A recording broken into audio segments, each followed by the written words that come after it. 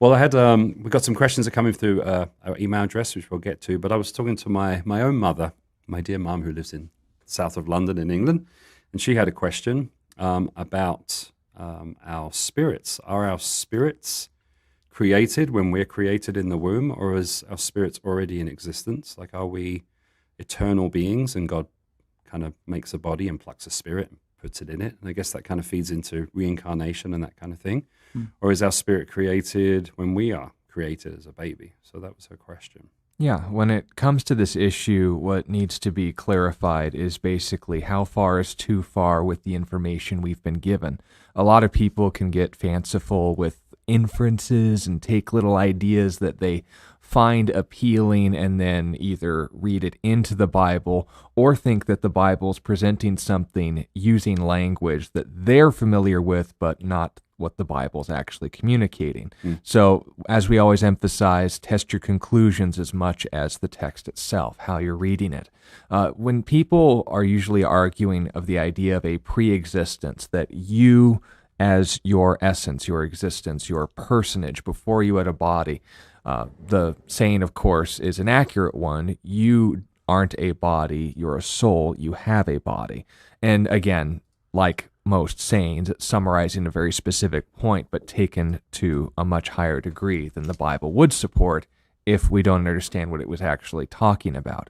So let's just take this piece by piece into the Robson eldership. We'll hopefully make this clear. The Robson eldership. They're going to like that. So starting, of course, with the idea of, does the Bible teach that there is an example of someone existing before they physically took on flesh, that there was someone in a spiritual state that entered into the physical state? And the answer would be yes, there was one, and there is one. In Micah chapter 5 and verse 2, the famous Bethlehem prediction of where the Messiah would be born said that the one whose goings forth have been from old, from everlasting. So that's speaking of someone from eternity that would be born in this little insignificant village that didn't even have a population worthy of being considered on the military rolls. You know, they'd be on the lower tax bracket if that's more accessible to you.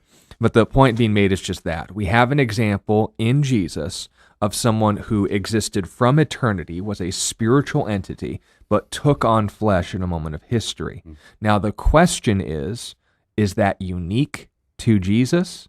Which is always a safe bet to assume, or is this something that's universally applied to all of humanity, but was revealed through Jesus as applying to all of us? Now, Peter and I would take the former, and the reason why is because when people start to go to proof text, they end up stretching more than what's actually there. We don't like stretchy, we like solid. So when it comes to these passages, and there are several, I'll go to the one that you're probably going to hear the most. Groups like the Black Hebrew Israelites, groups like Spiritists and New Age groups, liberal Christians would take this point of emphasis to a degree. And again, you'll hear other passages than this for the sake of time. I'll just mention this one. In Matthew chapter 11, Jesus is speaking about John the Baptist basically behind his back, but more behind his back. He's in prison at the time, but compliments him in a way that, ironically enough, he never hears. And he says something interesting about him. In verse 11 of Matthew 11, so you can remember, 11:11, "Assuredly I say to you, among those born of women, there has not risen one greater than John the Baptist, but he who is least in the kingdom of heaven is greater than he. And now, the days of John the Baptist," notice this, "until now, the kingdom of heaven suffers violence, and the violent take it by force. For all the prophets and the law prophesied until John. And if you are willing to receive it," notice Jesus prefaces this, it's going to be a little complicated, "he is Elijah who is to come. He who has ears to hear, let him hear." So those who would be pro-reincarnation, pro-us sharing something unique with Jesus and having a spiritual pre-existence would say, see, Elijah and John the Baptist are one and the same. That John the Baptist came on this world, but Jesus identifies him as Elijah. He's reincarnated Elijah. Now, the problem with this, first of all, is that people would usually counter it by saying, but John the Baptist clarified that he is not Elijah or the prophets. You can read this in all of his introductions, but the most prominent is in John chapter 2. And what's interesting about, or John chapter 1, excuse me. But what's interesting about his introduction in John is him denying that he is the prophet, the one spoken in Deuteronomy 18. He also said, are you Elijah? Are you the Christ? And he says, no. Now, the counter on the reincarnation pro position would be then, oh, well, John the Baptist was mistaken, but Jesus knows his true identity. That's why we take Jesus' word as an authority. Why don't you? Well, all well and good, but let's make sure that we aren't saying there's conflict where there need not be any. When John the Baptist is putting forward his credentials and saying, I'm not Elijah, but he goes on to say, I am he whose voice is crying in the wilderness to make straight the way of the Lord. Everyone here knows what that's a reference to. That's a quotation verbatim of Isaiah chapter 40 and the prediction of the one who would be the forerunner of the Messiah, that when the Christ, the anointed one, the Messiah, would come on the scene, he would have someone to prepare the way. Now, there's other predictions noting not just that Elijah would return, but also noting as well the fact that one coming in the spirit and power of Elijah, that's the question. Is the spirit and power of Elijah having Elijah's spirit, or does that mean something else? And this is where we have to be careful with the language, that we don't take our terms and apply it to biblical terms. In what sense do we see, and this is just being consistent, Elijah in 1 Kings having a pre-existence and him being mentioned as some other biblical figure? They don't have it. When Jesus mentions Elijah who is to come, he's with a further expectation and in a present sense application. So the question is, where does the past tense Elijah come into play with John? And where does the future tense Elijah that Jesus is already speaking of come into play? We can talk about it more in a future question. We believe that the fulfillment of Malachi 4 and the return of Elijah, which even Orthodox Jews are still anticipating to this day, is, of course, a reference to one of the two witnesses in the Great Tribulation, or the regular tribulation, rather, the first half. But here's what's interesting about all this.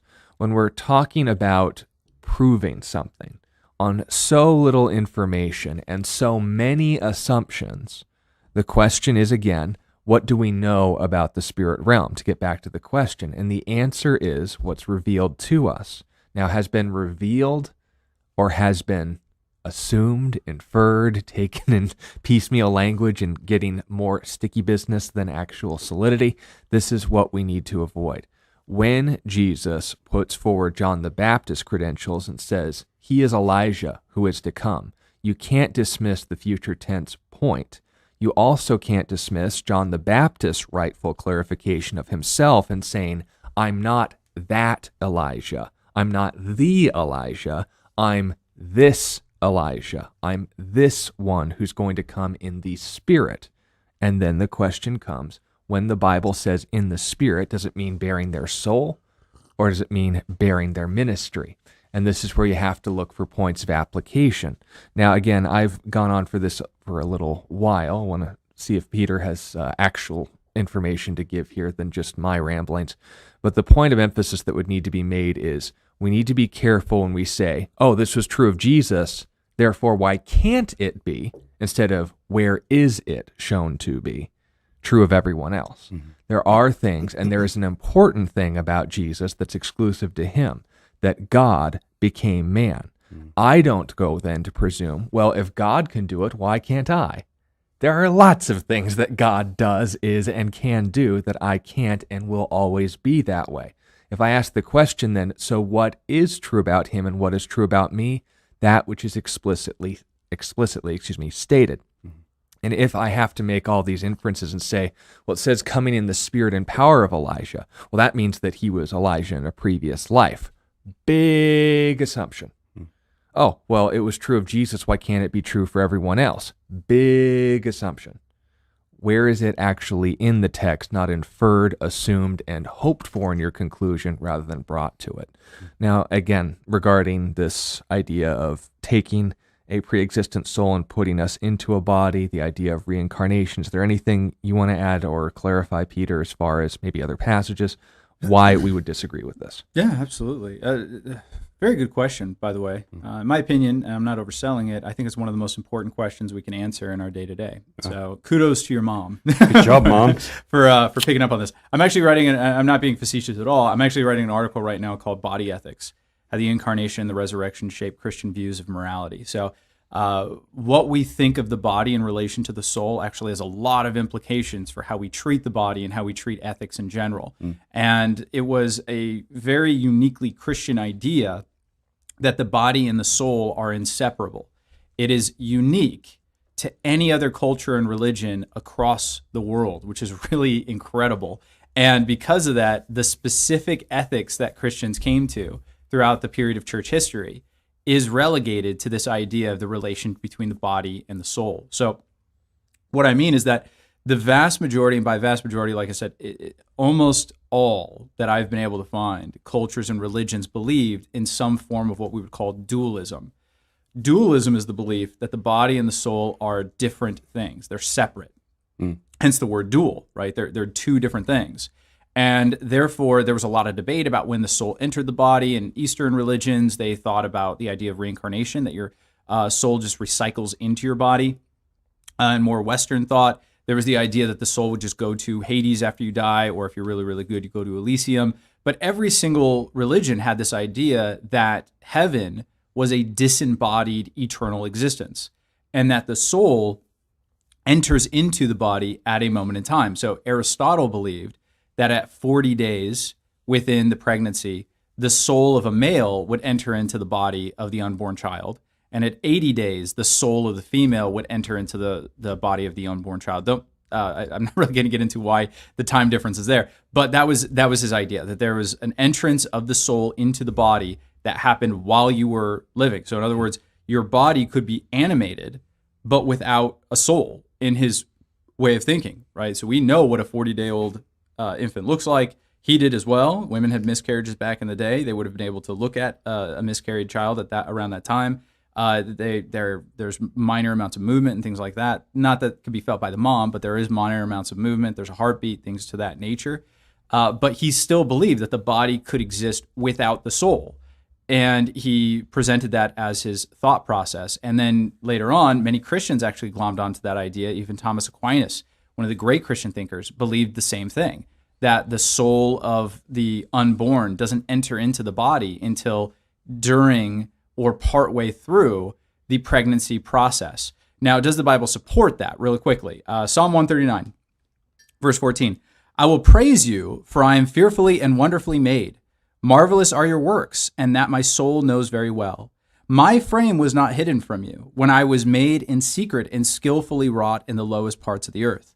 Your eyes saw my substance being yet unformed, and in your books they were all written, the days fashioned for me, when as yet there were none of them. So right there you see that he's not considering himself an eternal being, because he said there was a beginning to his days, and there will be, and they're all written out by God through his sovereignty.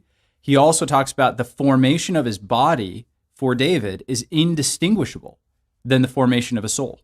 So he doesn't see a time where his body was formed and then the soul was formed somewhere else and then shoved into the body.